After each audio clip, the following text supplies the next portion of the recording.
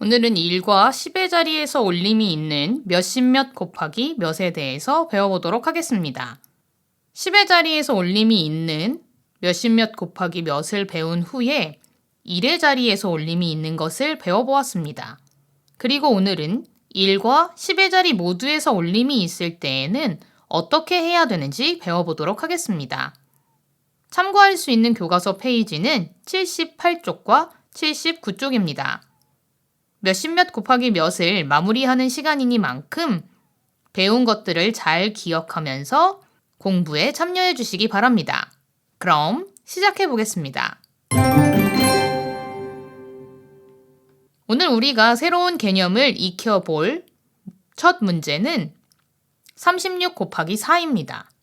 36 곱하기 4를 해결하는 방법으로는 지금까지와 동일하게 먼저 수 모형으로 계산해 본 이후에 식을 통해서 확인해 보도록 하겠습니다. 올림이 있을 때 어떤 표시를 했었는지, 올림을 해결했던 방법들에 대해서 잘 기억하면서 참여해 주시기 바랍니다. 먼저 36 곱하기 4를 수 모형으로 나타내 보았습니다. 이렇게 10모형 3개와 1모형 6개씩 4 묶음을 가지고 있는데요. 가장 먼저 해야 할 것은 1의 모형끼리 묶어주는 것입니다. 그래서 1모형을 모아주면 2, 3, 4 모두 4개의 묶음이 되고요. 이것은 6 곱하기 4, 즉 24가 됩니다. 다음으로는 10의 모형을 묶어주겠습니다. 10모형은 총 3개씩 4묶음 2, 셋, 넷 총 3 곱하기 4는 12 12개가 되겠지요. 10모형만큼은 묶어서 10의 자리로 이동 또 10모형에서는 10개를 묶어서 100모형으로 바꿔주는 과정을 거치면 되겠습니다. 먼저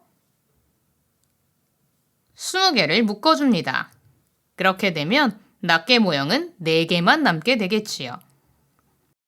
그리고 이 20을 10모형 2개로 바꾸어 주었습니다.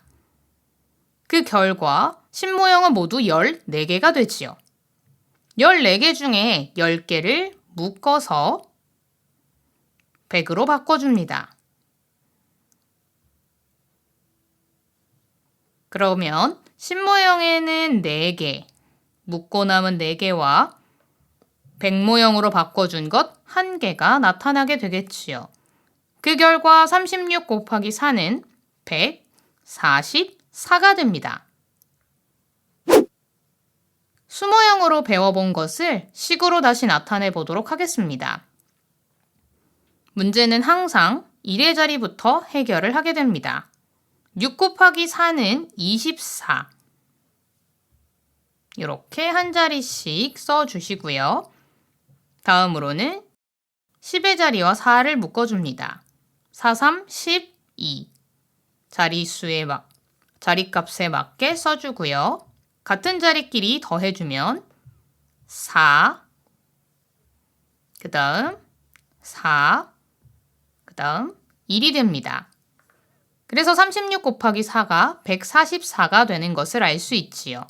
하지만 이렇게 층을 나누어 쓰지 않았었는데요. 다시 한번 써보면 1의 자리끼리 묶어서 6, 4, 24 10이 넘어가는 올림이 있는 숫자를 10의 자리 위에 적어주고 4는 아래에 적어줍니다. 그리고 나서 10의 자리와 4를 곱해주면 3 곱하기 4 12지요. 이 부분은 더하는 것이 헷갈린다 싶으면 적어주시는 게 좋습니다. 그래서 12 더하기 아까 올라왔던 2를 더해주면 14. 정답은 그래서 36 곱하기 4의 값은 144가 됩니다. 이와 같은 방법으로 연습 문제를 몇 가지 풀어보도록 하겠습니다. 62 곱하기 7은 1의 자리를 묶어서 먼저 27에 14, 4는 아래에 1은 6 위에 적어줍니다. 즉 10의 자리로 올림해준 것이지요. 그리고 나서 6과 7을 묶어서 6, 7에 42. 42 더하기 1은 43. 62 곱하기 7의 값은 434가 됩니다. 다음으로 53 곱하기 6입니다. 이번에도 문제는 1의 자리부터 묶어서 풀게 됩니다. 3, 6, 18에서 1의 자리인 8, 그리고 1은 10의 자리 위에 적어줍니다. 다음으로 10의 자리와 6을 곱해주면 5, 6에 30. 30 더하기 1은 31. 그래서 정답은 318이 되지요.